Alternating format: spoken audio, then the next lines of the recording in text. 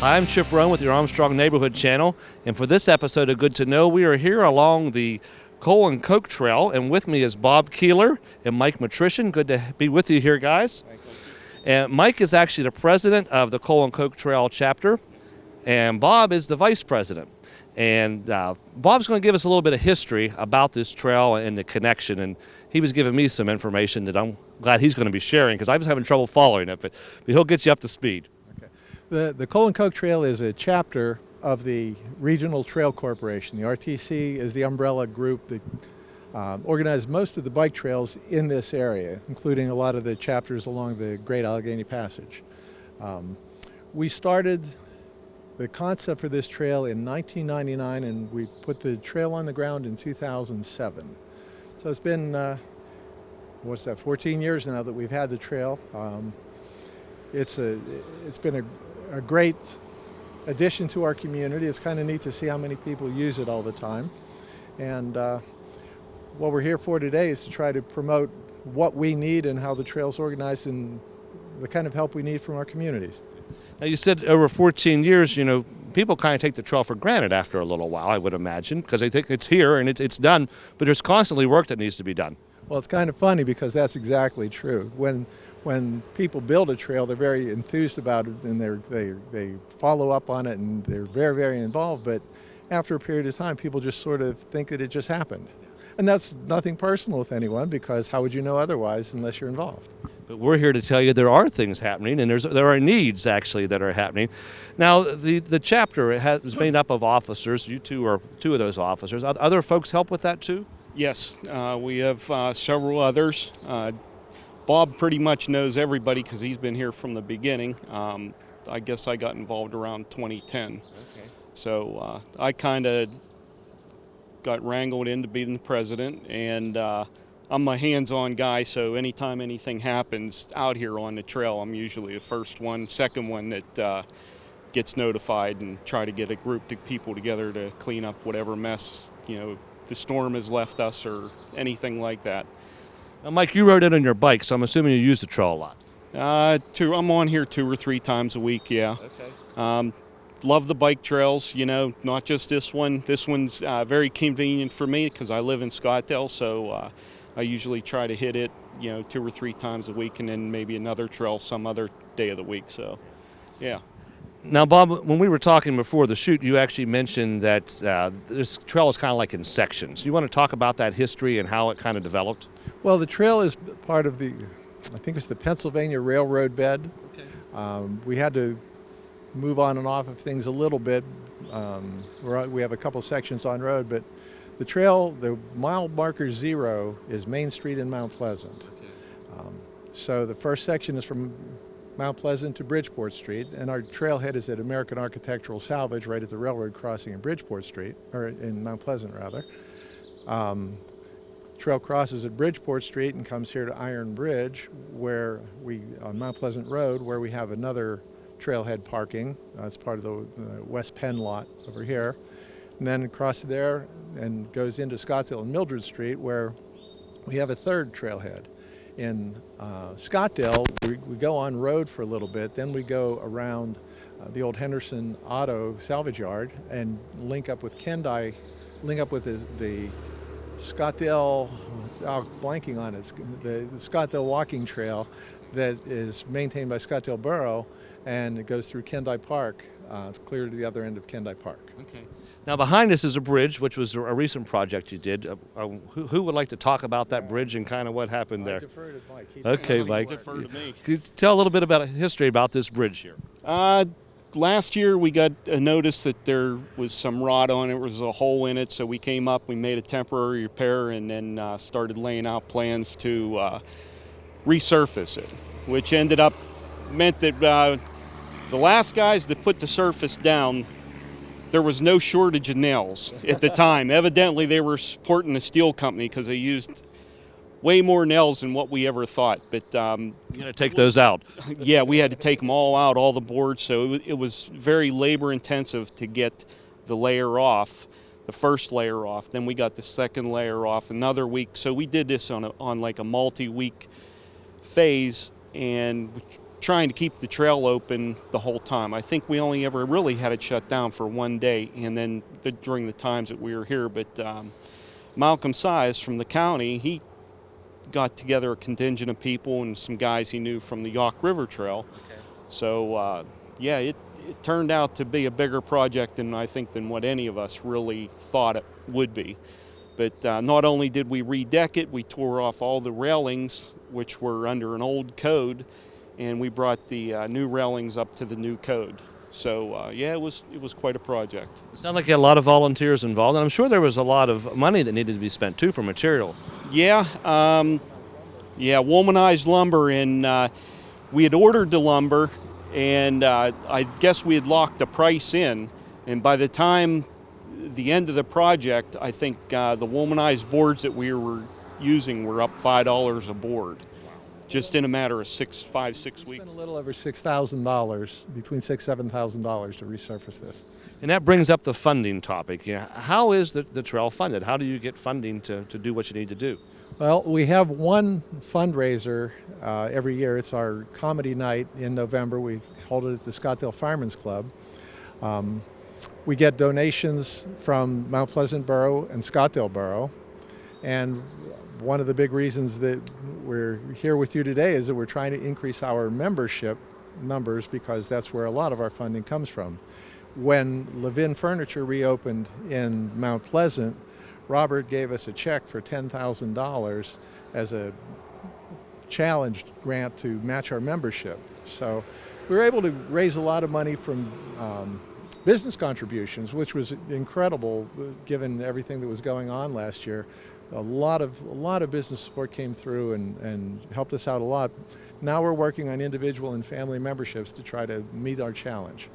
And what do those memberships cost? That's a good question, That's a good question. Yeah. I looked at it earlier too. Yeah, we're not asking for a lot. An individual membership is listed at $15, a family at $25, and then there's business and corporate. Lifetime memberships $150. We have a lot of lifetime members who have stepped up and helped us out. Now, thank you to those of you that have already given. You said you actually met half of that challenge that was offered by Levin's? With the business contributions, I think we're a little over halfway there. Okay.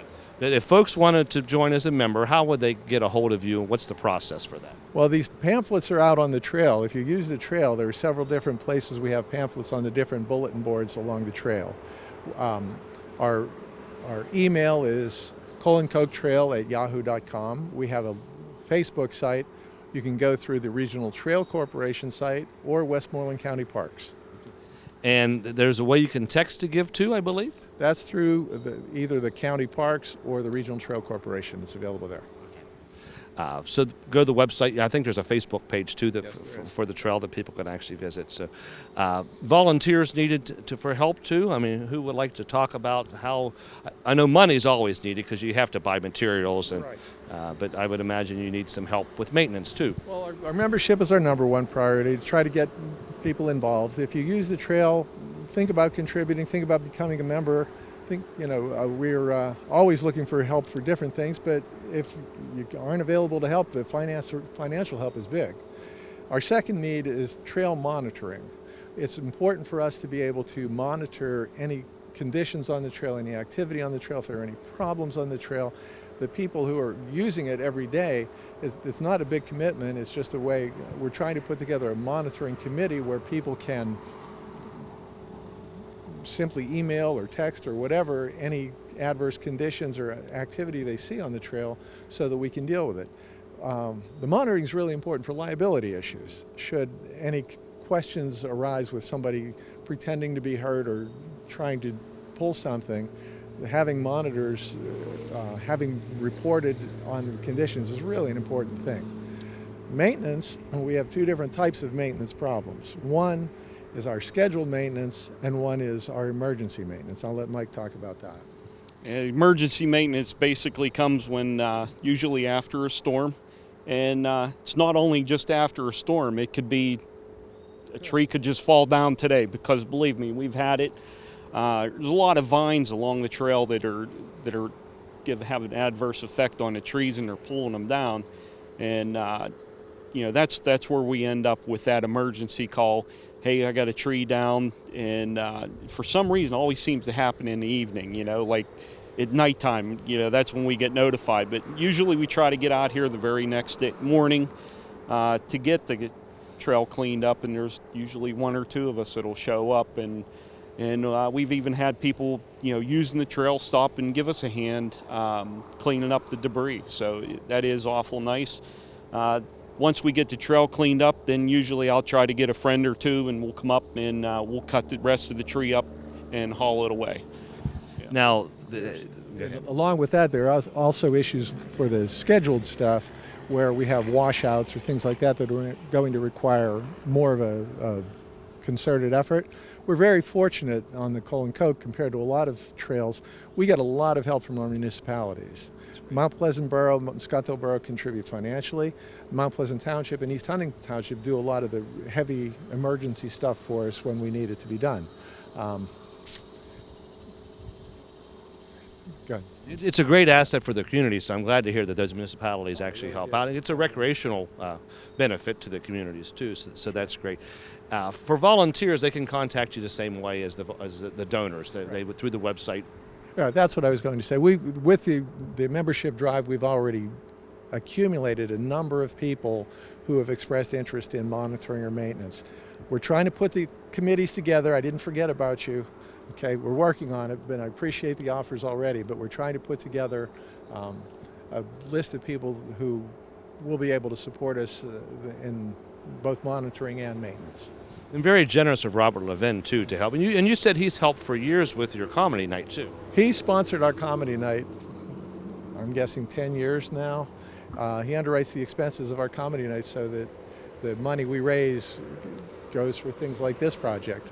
We have a very small group. It's not like a lot of bike trails where they have hundreds of members and they have huge events with poker runs and a lot of things. We did a comedy night because we can put it together.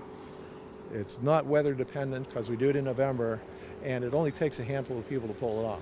So we've been really lucky with that, and it's been a very successful fundraiser for us. And you're hoping to do that this fall. Well, I sure hope so. Yeah, you couldn't do it last year, right? No, we did not do it last year. It's scheduled for November 3rd at Scottsdale Fireman's, and for any information, the same contact information works for us. Now, you mentioned when we were talking to plan this that there was recently a new bench that was put here, and it was in memory of one of your former members. Is that correct? Yes. It took way too long to get it erected, but Greg Harmoning was one of our original members and a great trail supporter. It's a memorial bench in memory of him and his mother, Barbara. And it's 50 yards or so on the other side of the trail. We do offer the ability for people to make a contribution and have a bench placed along the trail someplace. As a memorial. As a memorial for somebody who's passed, yes. That's a great option too for yes. folks. We didn't talk about this before we talked, so if you don't have these numbers, but an annual budget, do you have like a budget that you normally try to hit? We have to propose a budget, but you never know. I mean, this wasn't planned. So that was a $6,000 expense that we weren't looking at. In the next year or so, we're really hoping to resurface most or all of the trail.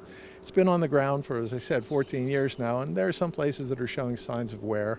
We have a couple projects that we've got to get done to prevent the washouts in the areas where we typically have problems, but we're hoping in the next year or so to resurface the whole trail, and that's going to be pretty expensive. I don't know the numbers.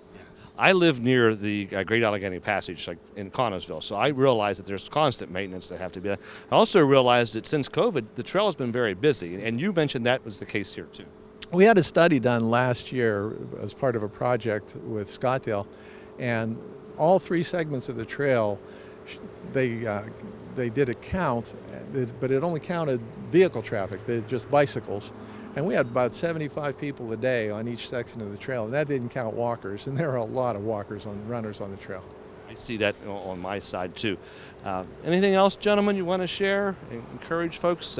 Folks, there's a lot of need here, and this is a great place for exercise, a great place to be outdoors and enjoy some fresh air. So we encourage you to do a couple things. One, donate, and the second is become a member and volunteer and help also. Mike and Bob, appreciate your work here. Appreciate the work of your group. I know it's a lot of work. We have a really good group. We have a good group of core group that really does a lot of the work, and they're there every time you need them. That's great. Well, thank you, gentlemen. This is Good to Know.